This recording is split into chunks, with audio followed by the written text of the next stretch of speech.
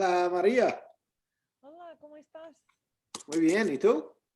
Bien, tuvimos un día de nieve, así que muy Bastante bien. nieve, ¿Qué? bastante nieve. Ya.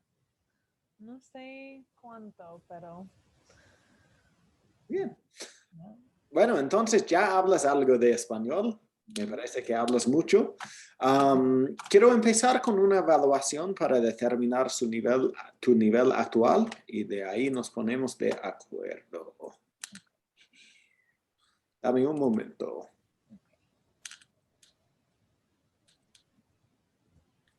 Muy bien, listo. Aquí te voy a hacer varias preguntas en español. Como es un examen, tiene que contestar con oraciones completas, o sea, utilizando el verbo en la respuesta. ¿Ok? Listo. ¿Cómo estás? Bien, estoy bien. Sí, estoy emocionada a empezar. ¿Cómo te llamas?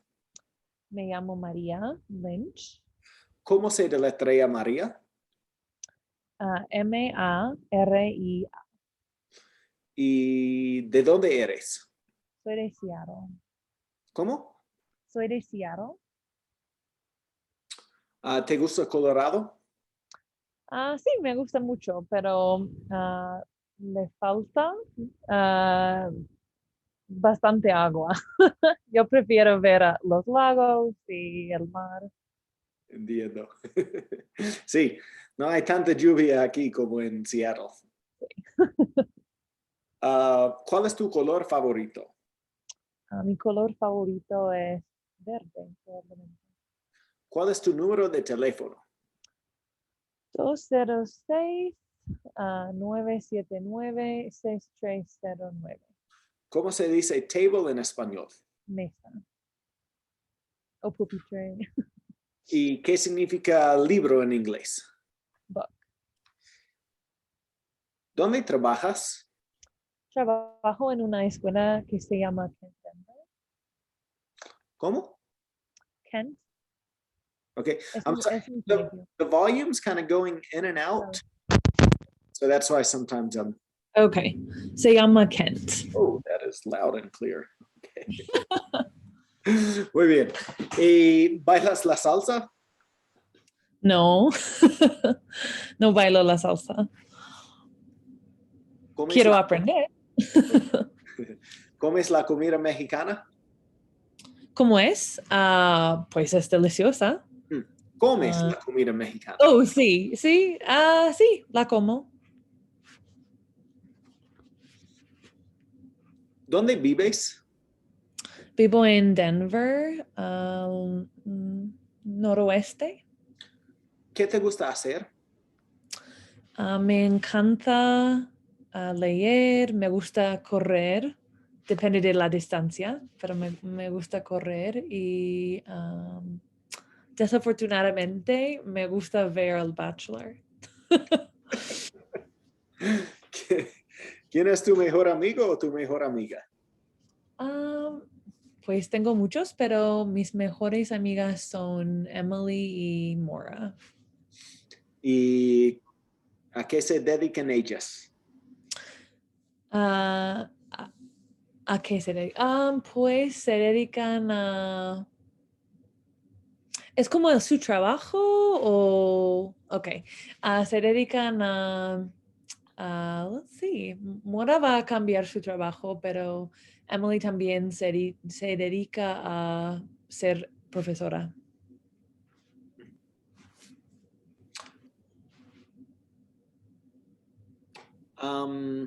Describe una de ellas. Ok, pues Emily es rubia y loca y a ella le encanta correr. Ella corre muchos maratones. En Bajore o no sé, corre los maratones en menos de 3 horas. Y a ella le encanta su fe, es muy religiosa ella. Muy bien. ¿Tus padres cocinan? Mi padre trata de cocinar, pero sí, mi madre, ella cocina bien, es de El Paso y sí. ¿De dónde son tus padres? So, mi madre es de Texas y mi padre es de Seattle. Y los dos viven en Seattle ahora. ¿Qué estás haciendo ahora? Estoy hablando contigo. ¿Qué está haciendo tu mejor amiga? ¿O qué están haciendo tus mejores amigas? Probablemente están trabajando porque no viven en Colorado. No tienen un día de nieve. A ver. Pregúntame 2 preguntas en español. Okay. Let's see.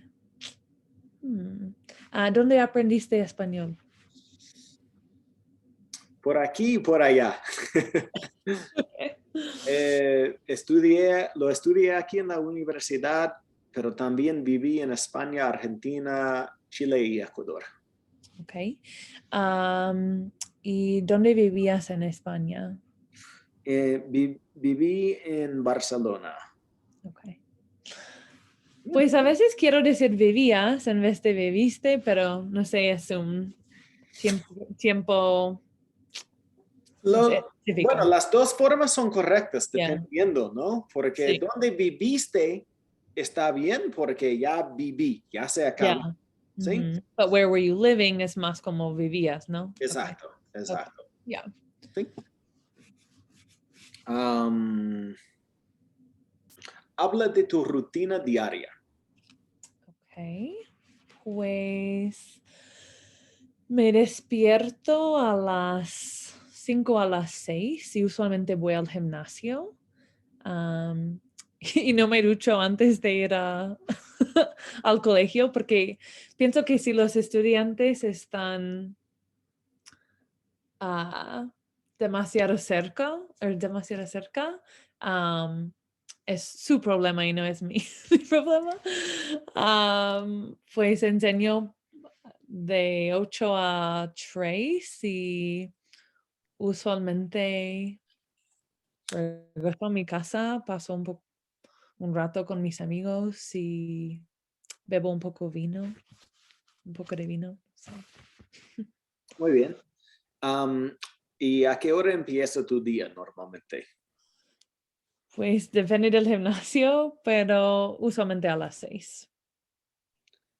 ¿Y duermes 8 horas al día? Trato de hacerlo. Sí, pues me duermo a las 10, así que usualmente tengo 8. ¿Qué pides en los restaurantes? Yo pido... hmm, ah, pues depende del restaurante. Usualmente un cóctel, pido un entremés, unas tapas y me encanta compartir mis platos porque no quiero decidir entre dos. ¿Dónde naciste? Nací en Seattle también. ¿Con quién hablaste ayer? Hablé con mis estudiantes y otros profesores en mi escuela. Mm, ¿Qué hiciste ayer? pues fui a... Soy aburrida, obviamente. Fui a mi colegio y hablé por FaceTime con unas amigas. ¿Cómo eras en tu juventud? Hmm. Era cómica y probablemente inteligente. Yo era alta y atlética y un poco impetuosa, quizás. Muy bien. Am, ¿Ganará nuestro país la Copa Mundial?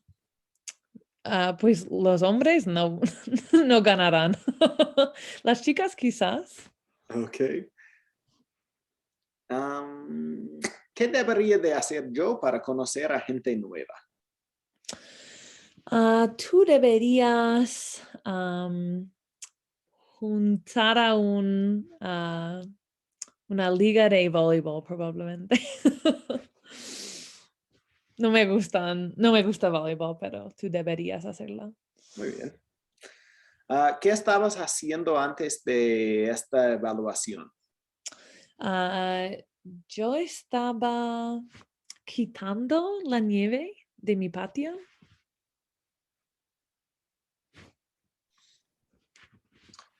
¿Has estado en Argentina? No, pero quiero ir. No he estado en Argentina, he estado en Honduras, México. Yo fui a México después de la Navidad. He estado en Toledo, una ciudad en España. Estudiaste en España, ¿no? Sí. Ujú. Se anota. Okay. Bien, ¿por cuánto tiempo has estado estudiando castellano? Oh, pues he estado estudiando castellano. Oh, seventh grade, 12. Matemáticas es difícil. O sea, oh, no sé, 20 años. ¿Qué Pero se harías perdió mucho durante COVID. No, está bien. ¿Y qué harías si ganaras la lotería? Ah. Yo comprarías un patio nuevo. Yo quiero,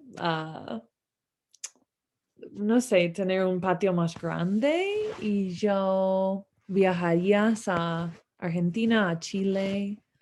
um, Daría una caminata en Patagonia. Muy bien. Algo así. ¿Habías hablado conmigo antes de hoy? No, no había hablado contigo antes de hoy. Ok, muy Yo bien. pienso que sí. Pues por email, por correo electrónico.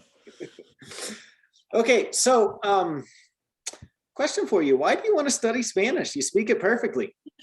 I really don't though. I feel like I can control the conversation, but like little thing like the imperfect subjunctive and things like that, like they're just gone. And the truth is, so I teach journalism in English, but I also teach the lower levels of Spanish. So that's probably why you think I speak it perfectly. But like they asked me this year to teach AP, and I was like, no.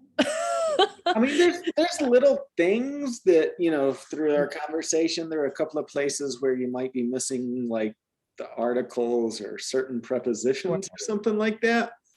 But in terms of, you know, the test, you could have scored 3 points higher. Like I think that is the highest anybody has ever scored on this conversational evaluation with me, right? But I feel like that's all stuff I've taught, you know what I mean? And so anyway, the point is this might not be the right place, but I need correction. I need things like conversations about, like if I were to talk about politics, I'd be like, or I was gonna tell you I was shoveling stone. I'm like, I don't know the word for shovel, and I used to, things like that. So That's vocabulary. That's vocabulary. That's yeah, stuff you get from like hanging out with Spanish speakers. okay. Like what You would need is, recommend that. what you need is Spanish speaking friends. Yeah, I know. You can always keep studying Spanish. So I'm not trying to say, you know, don't study Spanish.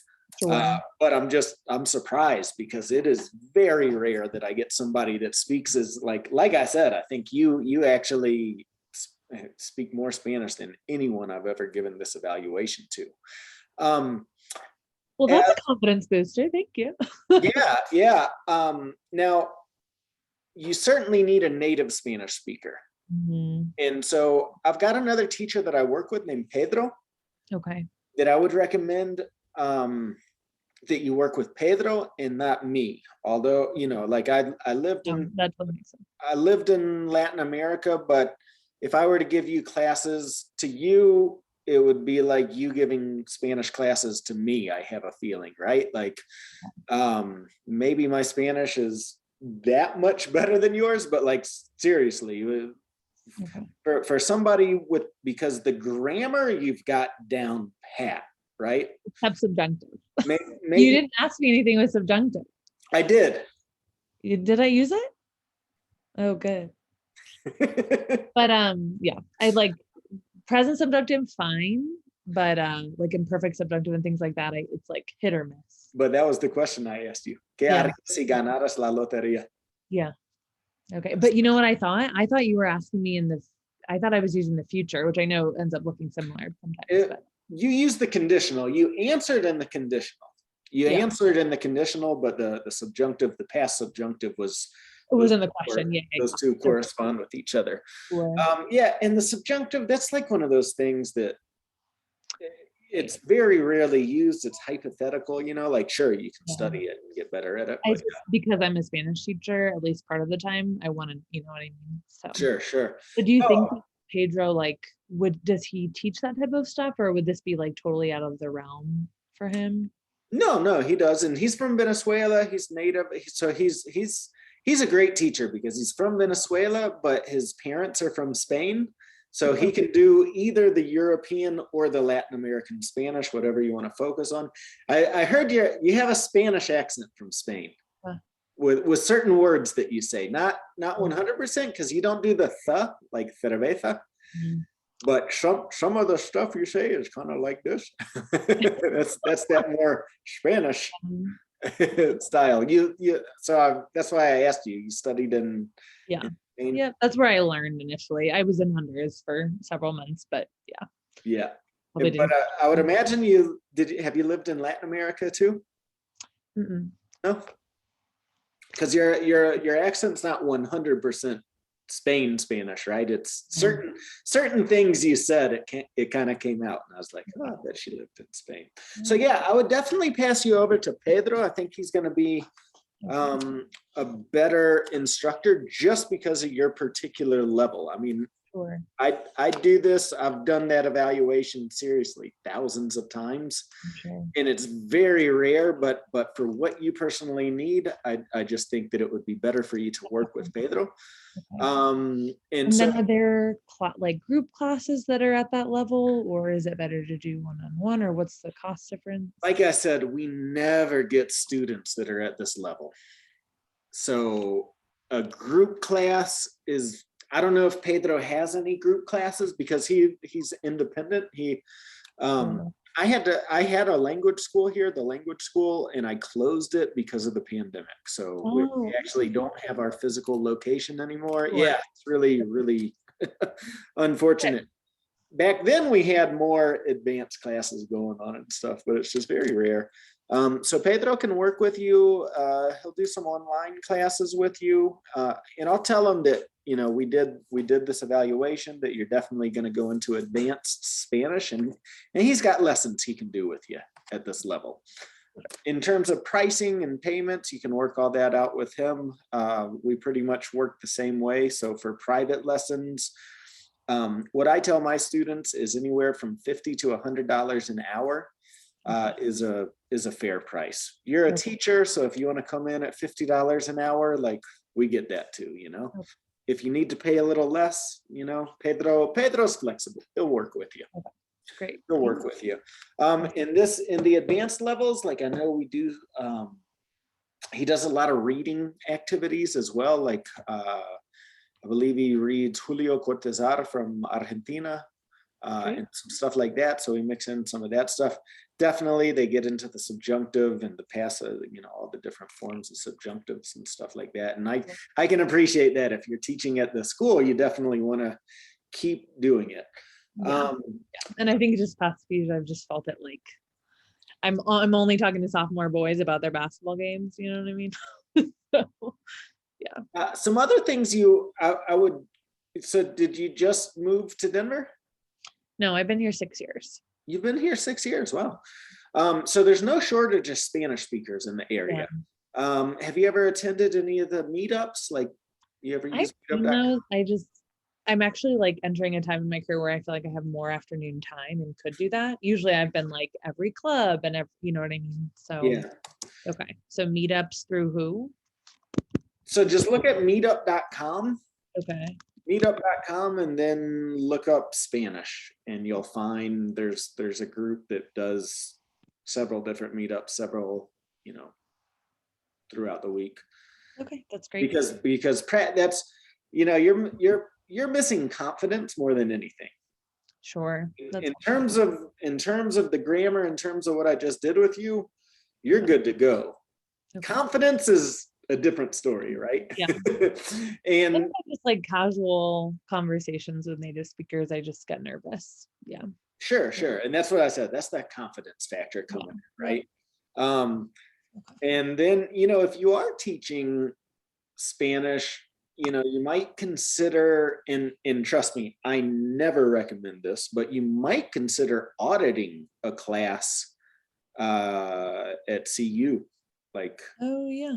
one of their advanced literature classes or something like that, Okay. it should be a pretty, the subjunctive, and that's hard stuff. That's hard stuff for our English brains to wrap our heads around, because it just doesn't exist in English the way that it does in Spanish. Yeah. And then there's some other resources too. It's very informal from what I understand, but have you ever heard of italki? Mm-mm. italki, check it out. It's just the letter I, talk, italki.com. Okay. From what I understand, it's supposed to be like the Uber of language classes, where you can kind of log in and pick from a variety of teachers. And a lot of them are down in, South America, and, so you can end up paying South American prices, which is pretty cool. Sure.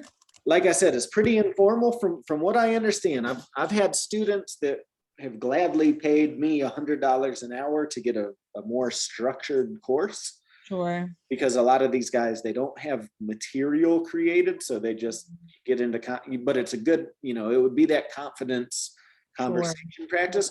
And there may be people with more structure.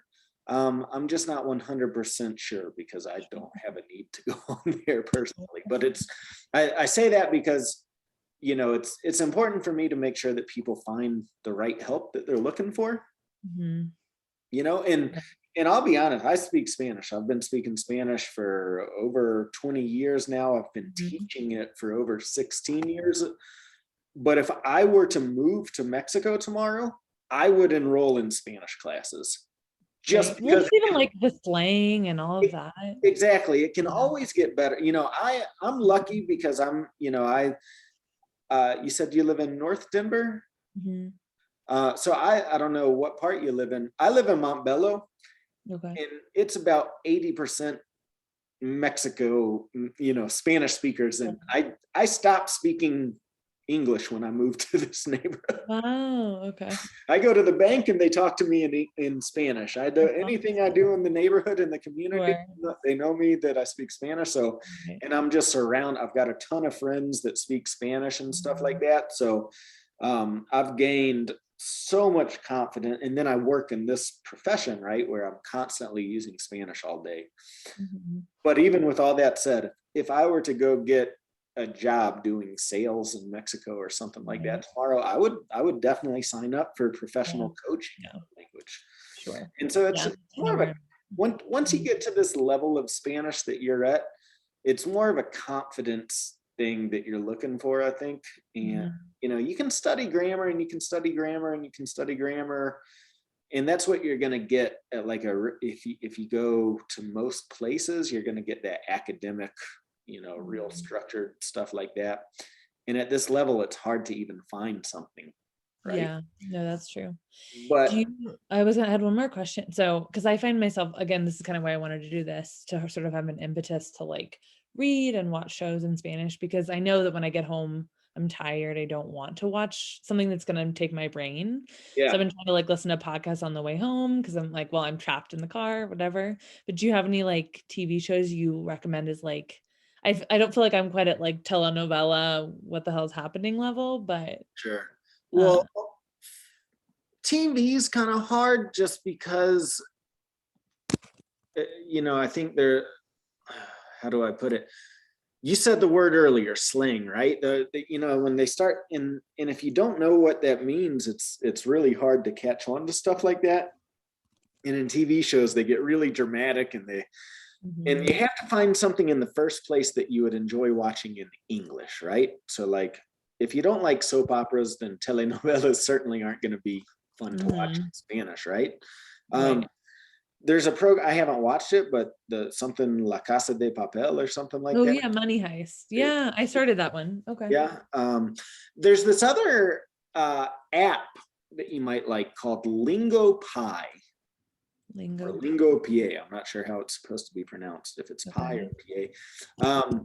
But it's television shows, but it's meant to be educational, so you can slow it down, you can speed it up, and then you can put subtitles on, and then like you can click on the word. So if they say something in Spanish you don't understand, you can click on it and it'll tell you what it means in English. So that's a pretty cool app Oh, for cool. that, because watching TV, watching movies, it only helps you so much if you can actually break down certain words and Yeah. isolate words, right? And when they start getting into slang and stuff, like these are words you won't be able to look up even in the dictionary. The kids sometimes are like, oh, can you translate this Puerto Rican rap song? And I'm like, I don't know any words.